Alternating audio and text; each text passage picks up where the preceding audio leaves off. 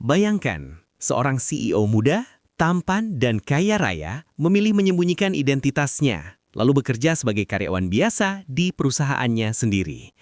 Tak ada yang tahu, termasuk seorang resepsionis sederhana yang senyumnya mampu menggetarkan hatinya. Namun apa jadinya ketika rahasia itu terbongkar? Apakah cinta mereka akan tetap bertahan atau justru hancur oleh perbedaan dunia dan kebohongan yang tak termaafkan? Inilah kisah cinta penuh rahasia. Cinta rahasia sang CEO. Di balik jendela kaca besar yang menjulang di lantai 45, seorang pria berdiri dengan tatapan kosong menembus keramaian kota Jakarta. Mobil-mobil tampak seperti semut berjalan, lampu gedung berkelip, namun bagi Adrian Pratama, semua itu tak lebih dari rutinitas yang membosankan. Ia adalah CEO muda dari Pratama Corp, perusahaan teknologi terbesar di Asia Tenggara. Usianya baru 30 tahun, wajahnya rupawan dengan garis rahang tegas, hidung mancung, mata tajam, dan tubuh yang tegap hasil olahraga rutin. Namanya sering terpampang di majalah bisnis. Banyak wanita mengejarnya, tapi bukan karena dirinya, melainkan karena kekayaan dan statusnya. Adrian meraih segelas wine di meja kerjanya, tapi hanya menghela nafas. Semuanya terasa hampa, gumamnya. Pintu ruangannya diketuk, lalu masuklah seorang pria berusia 35 tahun berpakaian rapi, berkacamata. Raka, asisten pribadi sekaligus sahabat lama Adrian. "Bro, kamu kelihatan lelah. Ada apa lagi? Investor ngamuk?" Tanyanya sambil menaruh beberapa berkas. Adrian menggeleng. "Bukan, aku cuma bosan jadi diriku sendiri." "Bosan jadi CEO? Kamu serius?" tanya Raka. Adrian berbalik, bersandar di meja. "Setiap orang yang datang mendekat selalu lihat aku sebagai bos besar. Mereka segan, pura-pura baik, atau ingin keuntungan. Aku nggak tahu siapa yang benar-benar tulus." Raka terdiam. Ia tahu betul, meski Adrian tampak sempurna di luar, hatinya sering kesepian. Tiba-tiba, Adrian menatap Raka dengan mata yang berkilat penuh ide. "Gimana kalau aku jadi karyawan biasa? Aku mau tahu rasanya hidup tanpa nama besar Adrian Pratama." Raka langsung melotot. "Kamu gila? Kalau ketahuan bisa heboh sekantor." "Aku serius, Raka. Bantu aku, urus identitas palsu. Aku mau kerja di bawah, bagian staf biasa. Anggap saja percobaan sosial," ucap Adrian dengan senyum tipis. Raka menghela nafas panjang. "Kamu ini, ya sudah. Tapi jangan nyesel kalau nanti repot sendiri." Adrian hanya tersenyum. Di kepalanya ia sudah merencanakan kehidupan baru, setidaknya untuk sementara. Bukan sebagai CEO Adrian Pratama, melainkan sebagai Andra Wijaya, staf administrasi biasa. Hari Senin berikutnya, suasana lobi Pratama Corp seperti biasa ramai oleh karyawan yang bergegas masuk. Gedung itu megah, dengan lantai marmer mengkilap dan dinding kaca yang memantulkan cahaya matahari pagi. Di antara keramaian itu, seorang pria tinggi dengan kemeja biru sederhana melangkah masuk. Tanpa jas mahal, tanpa supir pribadi, dan tanpa jam tangan branded. Dialah Adrian, atau tepatnya Andra. Langkahnya terhenti saat matanya menangkap sosok perempuan di meja resepsionis. Ia sedang tersenyum menyambut karyawan yang datang. Wajahnya manis, kulitnya bersih, rambut hitam panjangnya diikat rapi.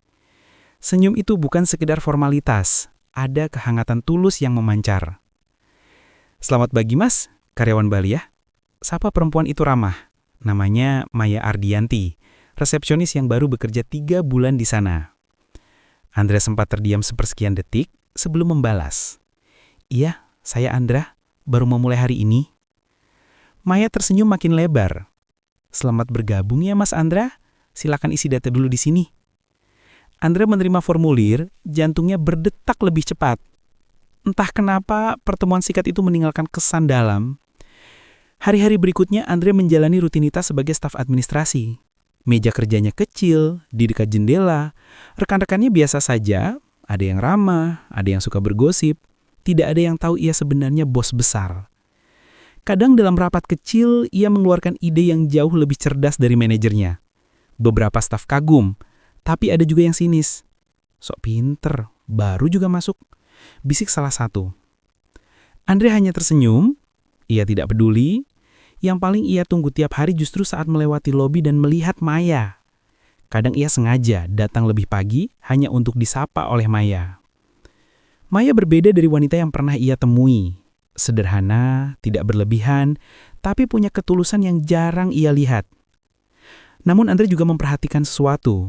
Maya sering diremehkan. Ada karyawan yang suka memandang rendah pekerjaannya. Cuma resepsionis, kerjaannya duduk doang, kata mereka. Tapi Maya selalu membalas dengan senyum, meski jelas hatinya terluka. Suatu sore hujan deras mengguyur Jakarta. Jalanan macet, halte penuh sesak. Maya berdiri di depan kantor berpayung seadanya, menunggu angkutan yang tak kunjung datang. Andre kebetulan lewat sambil membawa payung kecil. Ia segera menghampiri. Maya, kamu mau pulang? Aku bisa antar? Maya menoleh, agak kaget. Wah, nggak usah repot mas. Aku biasa naik bus kok. Tapi lihat, hujannya deras banget. Kamu bisa sakit kalau nunggu lama.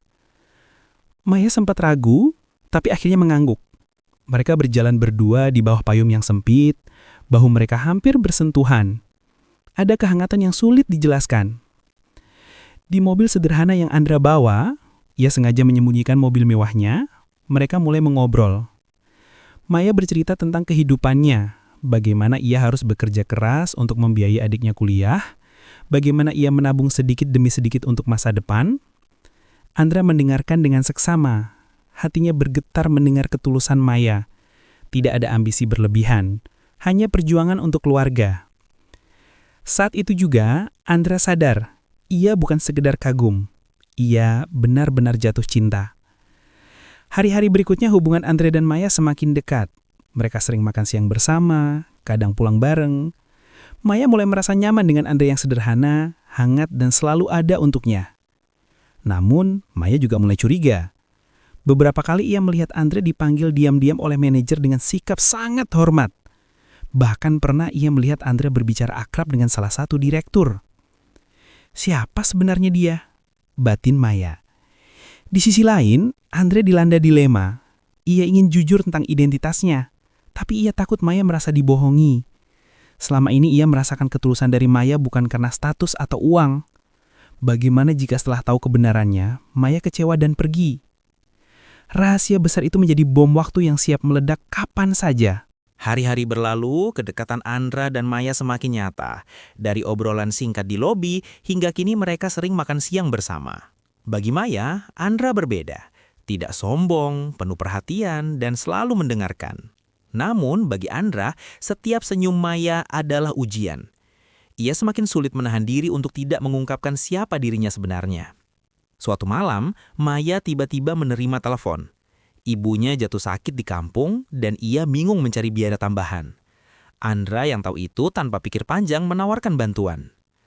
Maya, biar aku bantu biaya pengobatan ibumu, ucap Andra. Maya langsung menolak. Enggak mas, aku nggak mau menyusahkan kamu. Aku bisa cari pinjaman sendiri. Andra menatapnya. Kagum sekaligus resah. Wanita ini benar-benar berbeda. Tidak seperti mereka yang selalu ingin memanfaatkan aku. Kedekatan mereka ternyata mulai jadi bahan gosip. Beberapa karyawan berbisik-bisik melihat Maya sering bersama Andra. Resepsionis itu pintar juga ya, bisa deket sama cowok lumayan. Hati-hati, si Andra itu kelihatan misterius. Jangan-jangan? Tapi gosip makin memanas ketika seorang wanita masuk dalam cerita. Clara, manajer pemasaran, cantik, ambisius, dan diam-diam menyukai Andra. Ia sering menggoda Andra terang-terangan. Andra, kamu tuh pinter banget, harusnya bukan di administrasi. Kenapa nggak coba ke bagian manajemen? Aku bisa bantu. Maya yang melihat kedekatan mereka mulai merasa aneh di dadanya. Cemburu, tapi ia menahan diri. Baginya, Andra bukan siapa-siapa, mereka hanya teman. Namun, Andra sadar tatapan Maya berubah, dan ia tersenyum kecil. Karena itu berarti Maya peduli. Suatu hari, perusahaan mengadakan rapat besar dengan seluruh divisi. Tak disangka, salah satu investor datang mendadak. Situasi genting, karena sang investor hanya mau bicara dengan Adrian Pratama langsung. Direktur panik, tapi tiba-tiba Andre berdiri dan dengan tenang memberi solusi. Kalau boleh, saya bisa presentasi singkat untuk meyakinkan beliau. Semua terdiam. Bagaimana bisa staf biasa berani bicara begitu?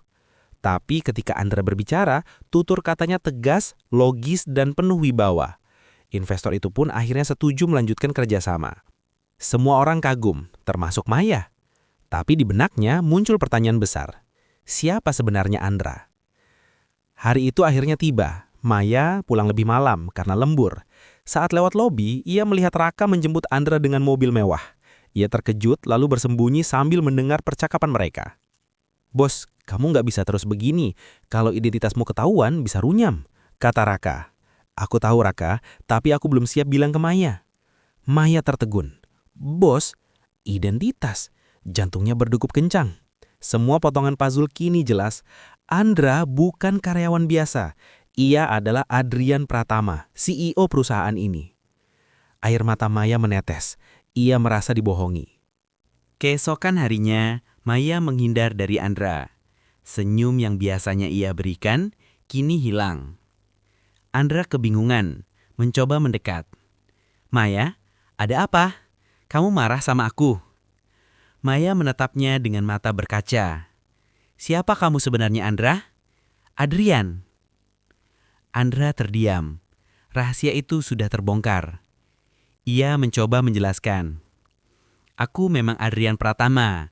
Aku cuma ingin merasakan hidup sebagai orang biasa.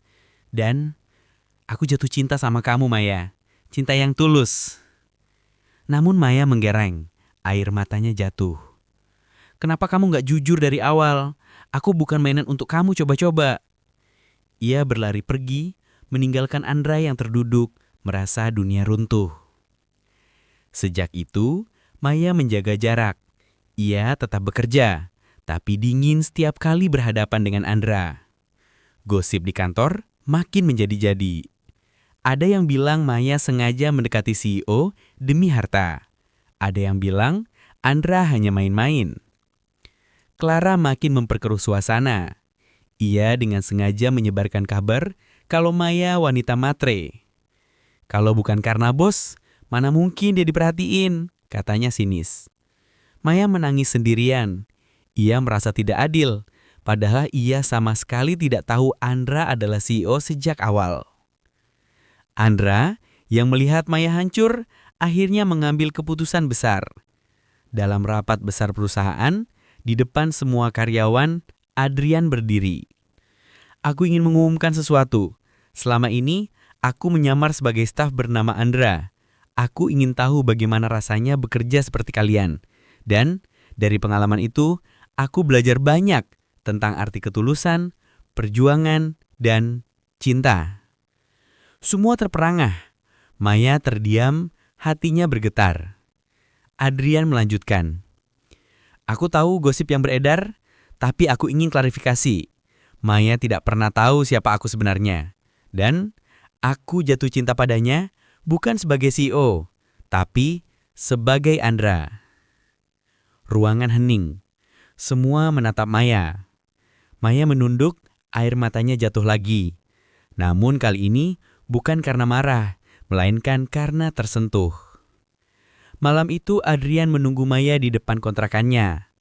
"Maya, aku minta maaf. Aku salah karena gak jujur dari awal. Tapi percayalah, rasa ini nyata. Aku mencintaimu." Maya menatapnya lama. "Aku takut, Adrian. Dunia kita berbeda. Aku hanya resepsionis, kamu CEO besar." Adrian tersenyum, lalu menggenggam tangannya. "Yang kulihat bukan itu. Yang kulihat adalah wanita kuat, tulus, dan penuh kasih. Aku ingin hidup bersamamu, Maya, bukan sebagai CEO dan resepsionis, tapi sebagai pria dan wanita yang saling mencintai." Maya mengisak, lalu akhirnya memeluknya.